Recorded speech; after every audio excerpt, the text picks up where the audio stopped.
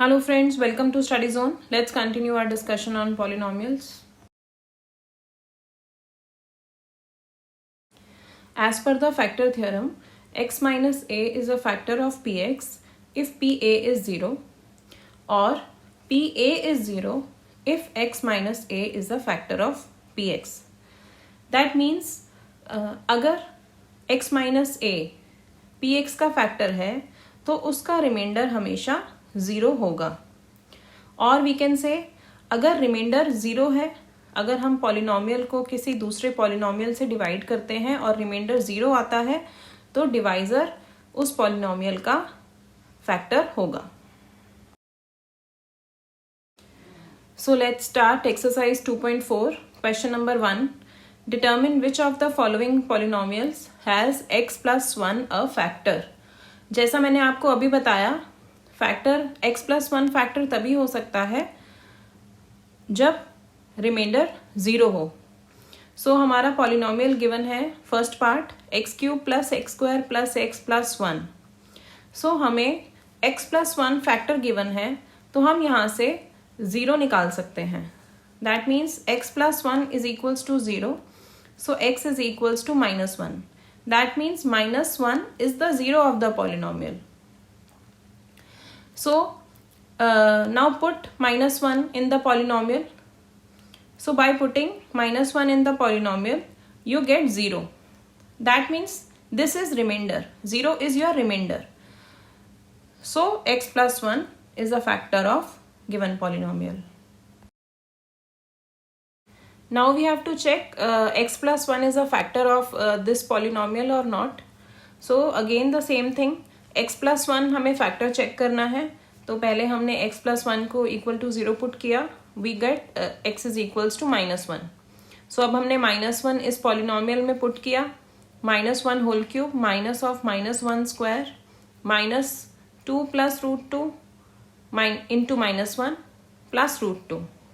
So -1 cube is -1 and -1 square is 1 and -1 into minus is plus, so it is +2 plus √2 and plus √2. So -1 become -2, then +2, then √2 plus √2 is 2 √2. -2 plus 2 cancelled and we are left with 2 √2. So here you can see the remainder is not 0. So x plus 1 is not the factor of this polynomial.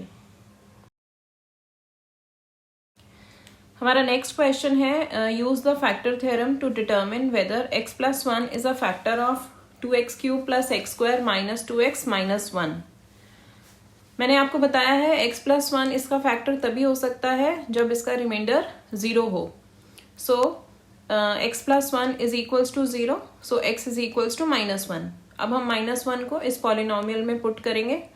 So 2 into -1 whole cube plus -1 whole square -2 into -1 -1.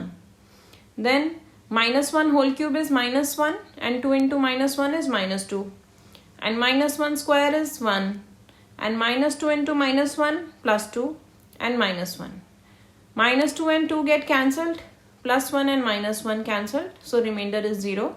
So we can say x plus 1 is a factor of this polynomial. Now the next question is find k if x minus 1 is a factor of kx square minus √2x plus 1. So यहाँ पर हमें x minus 1 इस polynomial का factor given है और हमें k की value find out करनी है.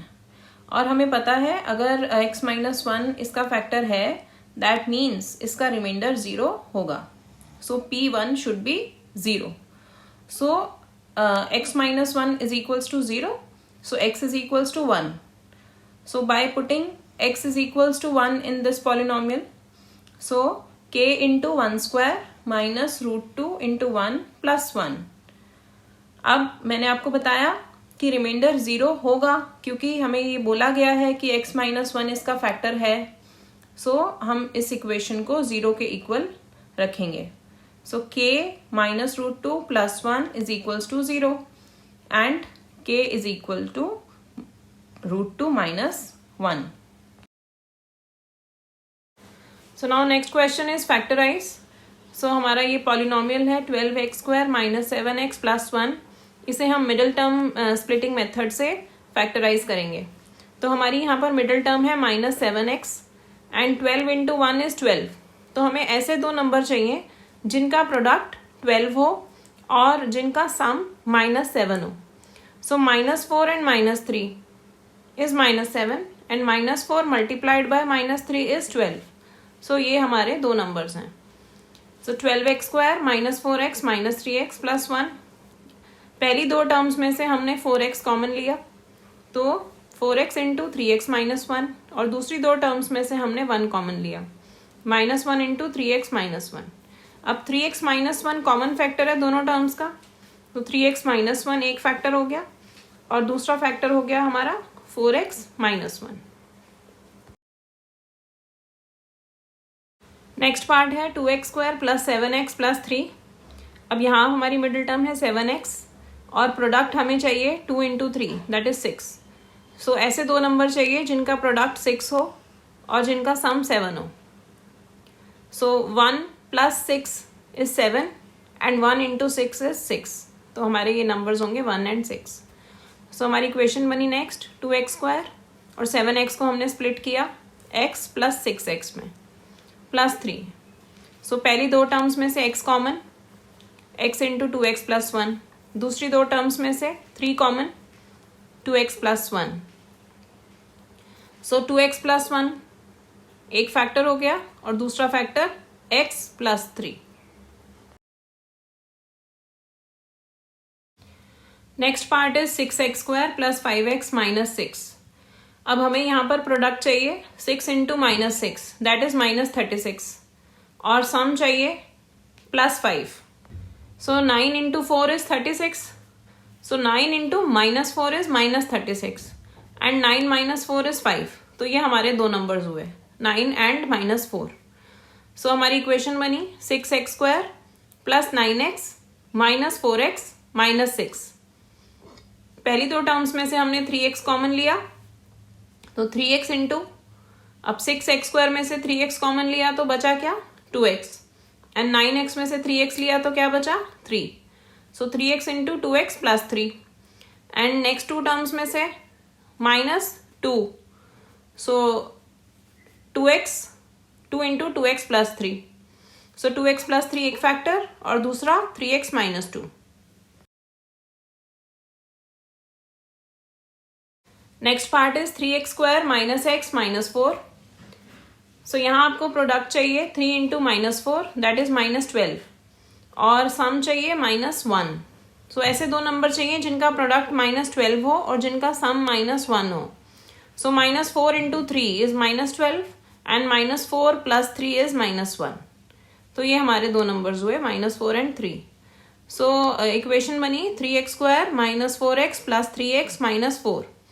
अब पहले दो टर्म्स में से हम x कॉमन ले सकते हैं. So x into 3x minus 4 plus next two terms में से 1 कॉमन आएगा 1 इंटू 3x माइनस 4. सो 3x माइनस 4 एक फैक्टर हुआ और x प्लस 1 दूसरा factor. Keep watching the videos and don't forget to like, share and subscribe.